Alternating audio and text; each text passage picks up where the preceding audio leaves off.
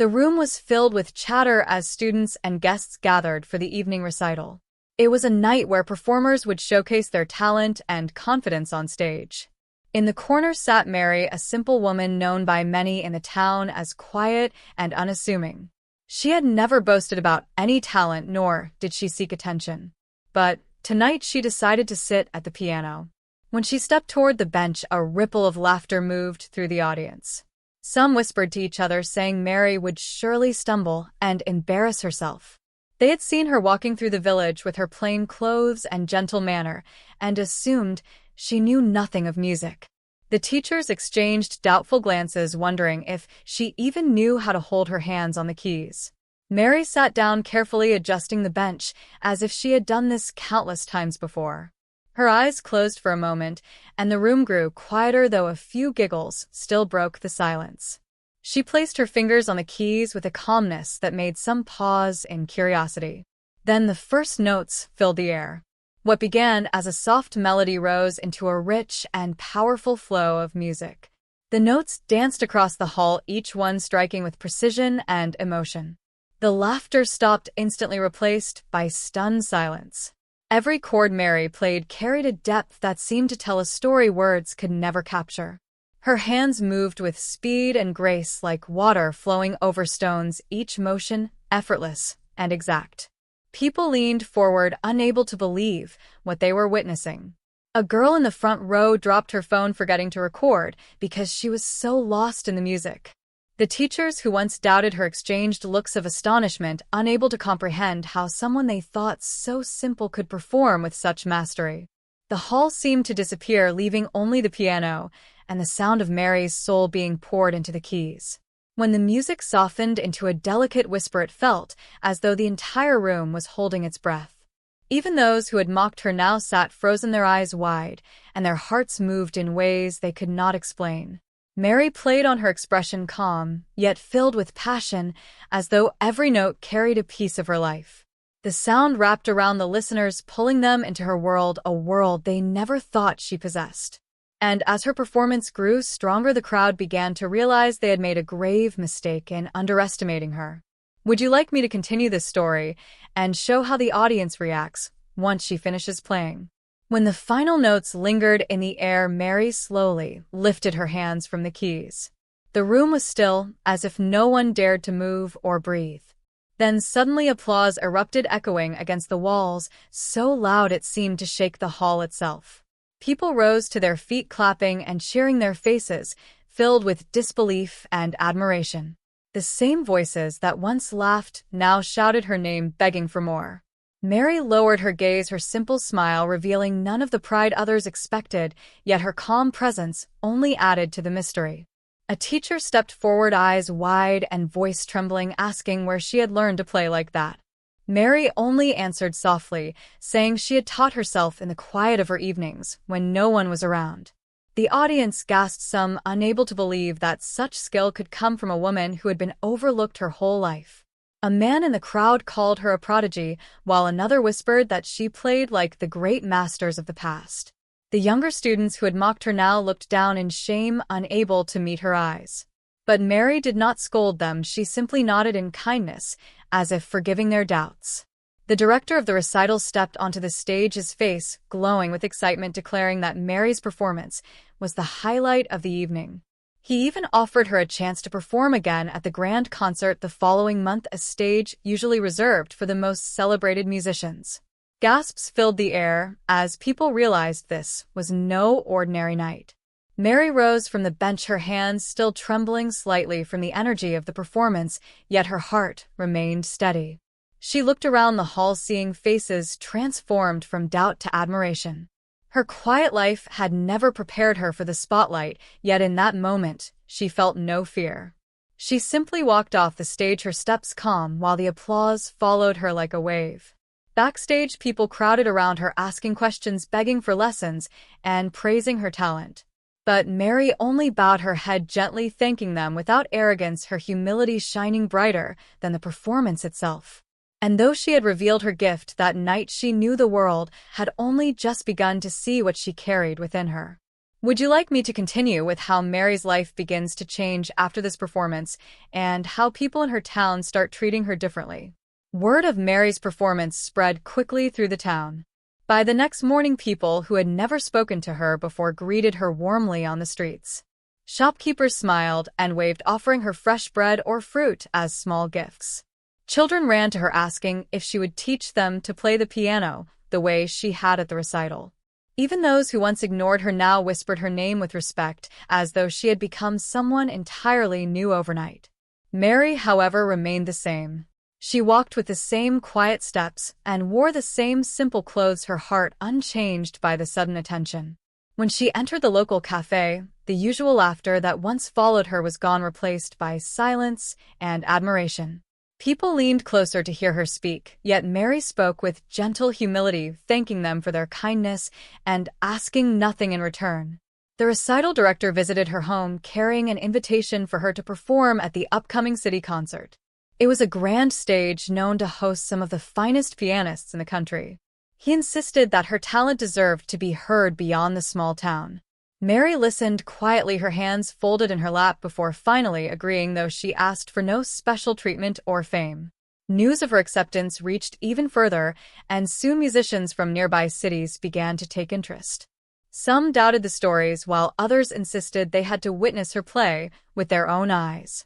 In the evenings, Mary continued to practice on her old piano, the same one she had played on for years in solitude.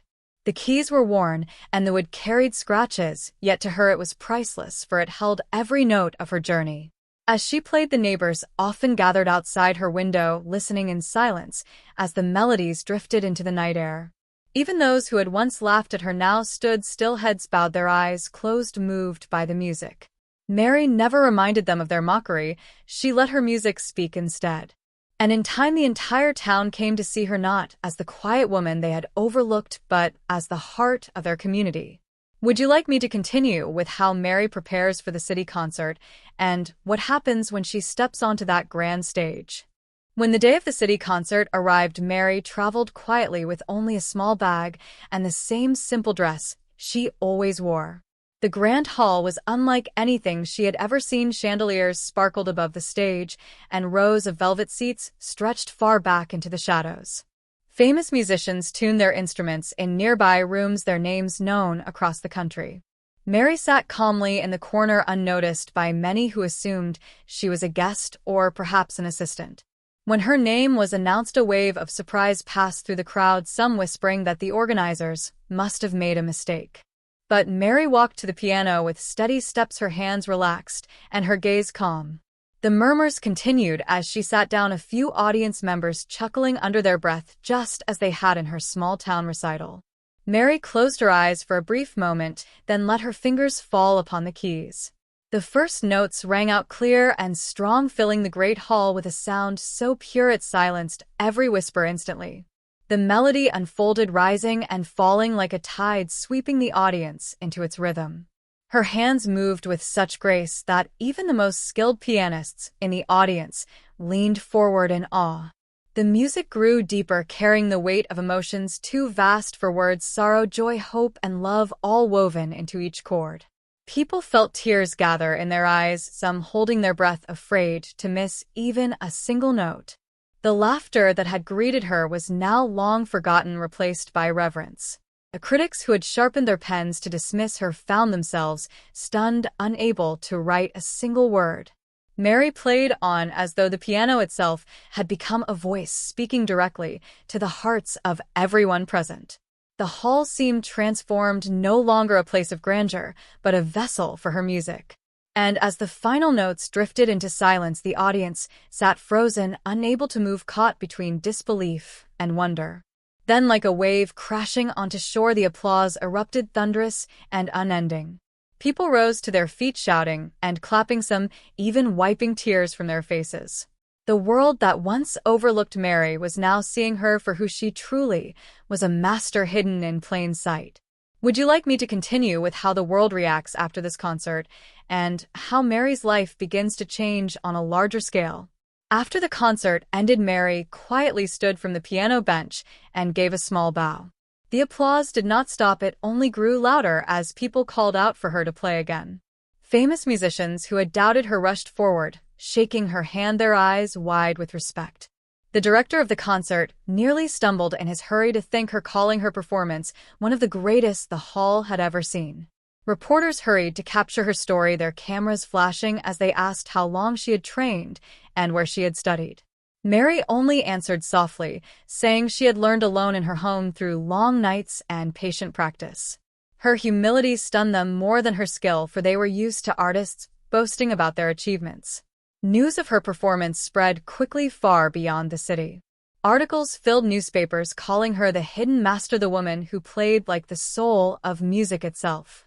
Clips of her concert were shared everywhere, people marveling at how such greatness had remained unseen for so long. Invitations began to pour in from other cities, even from abroad, asking her to perform on the grandest stages in the world. But Mary returned to her quiet home in the town as though nothing had changed. Her neighbors now treated her with reverence, but she continued her simple life, walking through the streets with the same calm smile. Children followed her, asking her to teach them, and she began to share her gift with them patiently and kindly. The old piano in her home became a treasure, the worn keys still carrying the weight of her soul. At night, the townspeople gathered outside her window to hear her play, the music drifting into the air like a blessing. And though the world beyond was calling, Mary seemed content to remain grounded, her heart never seeking fame, only the joy of music itself. Would you like me to continue with how Mary finally accepts an international invitation and what happens when she steps onto a stage larger than she ever imagined? One evening, as Mary finished playing for the children, a letter arrived sealed with a golden crest. It was from a world-renowned orchestra inviting her to perform in a grand hall where only the greatest masters had ever played. At first, Mary hesitated. She looked at the simple piano in her home and wondered if she belonged in such a place. But her neighbors encouraged her, telling her that her gift was not meant to remain hidden forever. The children begged her to go, saying they wanted the world to hear what they had been blessed to hear every day. Mary finally agreed, though her voice was soft and uncertain when she said yes. When the day came, she traveled to the great city, her first time, leaving the small town she had always known. The hall was enormous, golden lights shining on the stage, velvet seats stretching endlessly into the distance. Famous musicians whispered about her backstage, some still doubting that a simple woman from a small town could truly match the legends. Mary sat quietly, her hands folded, her eyes lowered, as though she carried no weight of expectation at all. When her name was announced, the audience gave polite applause, not knowing what to expect. Mary walked slowly to the grand piano, its polished surface gleaming under the lights. She placed her fingers on the keys, and for a moment there was silence, a silence so deep it felt like the entire world was holding its breath. Then the first note rang out, pure and powerful, filling every corner of the vast hall. The music rose like a storm, then softened like a whisper, her hands moving with effortless grace. The doubters leaned forward in their seats, their expressions changing from skepticism to awe. The conductor of the orchestra, who had once dismissed her name, now closed his eyes and listened, unable to deny the truth. The audience sat frozen, unable to move, their hearts pulled into the river of sound flowing from her fingertips. Would you like me to carry on with how the audience reacts at the end of this performance and how Mary herself feels standing in front of thousands for the first time? The final note lingered in the air like a candle flame refusing to die out. The hall stayed silent for a heartbeat, and then another, as though no one dared to break the spell. Mary kept her hands resting on the keys, her head slightly bowed, her chest rising and falling with quiet breath. And then the applause came, a thunder that shook the walls and echoed through every corner of the hall. People stood on their feet, clapping, cheering, calling her name, with voices that trembled in wonder. Some wiped tears from their eyes, others simply stood frozen, unable to believe what they had just witnessed. Mary slowly lifted her gaze, and for the first time, she looked at the crowd, her eyes wide, as though she herself was surprised. The lights reflected in her eyes, and she looked more like a figure from a dream than a simple woman from a small town. The conductor hurried to the stage, taking her hand and raising it high, his proud smile telling the world that she was no ordinary musician. Mary felt her heart beating fast, but not from fear this time. It was from a joy so strong it made her eyes shine. She thought of the small piano in her home, the laughter of the children who had listened to her play, and the quiet nights where music was her only companion. Now that music had carried her to a stage she had never imagined she would stand upon. And though the hall was grand, and the people many, Mary still played for the same reason she always had, for the love of music itself. Would you like me to continue with what happens after this night, when offers begin to flood in, and Mary must decide between a life of fame or returning to her quiet town? When the applause finally began to quiet, the audience still leaned forward as if they wanted more. Mary stood slowly, her fingers brushing the keys one last time before she stepped back from the piano. Reporters pushed toward the front, snapping pictures, their voices carrying questions that blended into a rush of sound. Agents and music scouts hurried down the aisles, waving business cards, calling her name, offering promises of concert tours and recording contracts. Mary felt the weight of all those eyes on her, but her heart remained calm, her spirit grounded like the roots of an old tree. She had never dreamed of fame. She had only ever wanted to share music the way it had always lived inside her. As the conductor guided her off the stage, the people reached out to touch her hand, to thank her, to hold onto the moment she had created. Behind the curtains, Mary sat for a while, her hands folded in her lap, listening to the lingering hum of applause that still echoed through the hall. It felt unreal, like waking from a dream, yet every sound, every cheer, every face she had seen was real. She closed her eyes, and for a brief moment she was back in her small living room, the scent of old wood and the soft creak of her chair filling her memory. But when she opened them again, she was still in the grand hall, and her life had already begun to change. The conductor returned, his eyes bright with excitement. He told her this was only the beginning. Mary listened quietly, her thoughts turning not to the future, but to the music itself, because to her that was the true gift, not the stage, not the applause, but the sound of her soul being heard. Do you want me to continue with how Mary reacts when the world outside the hall tries to pull her into fame, and she has to choose between the simple life she loves and the new path that opens before her? Mary walked out of the hall later that evening, and the night air felt cool against her skin. Crowds of people were still waiting outside, their voices rising as they tried to get her attention. Some shouted her name, others begged for interviews, a few simply stood in awe, holding their phones high to capture the moment. Mary kept her head low, not because she was ashamed, but because she was not used to the light that followed her now. The conductor stayed close at her side, reminding her gently that she had choices now. Invitations would pour in, and the world would want her. Mary thought about her quiet home, the small window where sunlight streamed across her old piano, the place where she had found her music in silence.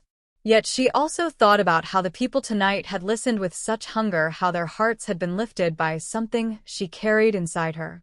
A black car waited at the curb, sleek and polished, a driver holding the door open respectfully. Mary hesitated before stepping inside. She looked once more at the crowd, at their hopeful faces, and then slid into the seat. As the car pulled away, she rested her hand on her lap and whispered softly to herself that music would guide her wherever this road would lead. But deep in her heart she knew the journey was only just beginning, and soon she would face choices that tested who she truly was. Would you like me to continue with what happens when Mary is approached by powerful figures who want to shape her career, and how she responds to that pressure? The car moved through the glowing city streets, while Mary sat in silence, listening to the hum of the engine. Her mind returned to the piano, the way her fingers had found each note, as if the keys themselves had been waiting for her. She thought of the laughter that had echoed when she first sat down, and how quickly it had turned into stunned silence, then applause that seemed to shake the very walls. Mary closed her eyes and smiled, not with pride but with peace, knowing she had not played to prove herself, but simply to share what lived inside her. Fame, invitations, and bright lights would come, but those were not what mattered. What mattered was that she had played with honesty, and that her music had touched hearts, even those that once doubted her. The car turned a corner, leading her home, where her old piano waited quietly in the corner of the room. Mary stepped out of the car, breathing in the cool night air. She felt no need for recognition or applause. She had already won the only thing that mattered, the freedom to be herself, and to let her music speak for her. And so she walked inside, sat before the worn keys, and began to play, once more filling the night with a melody that belonged only to her, and the silence listened. The end.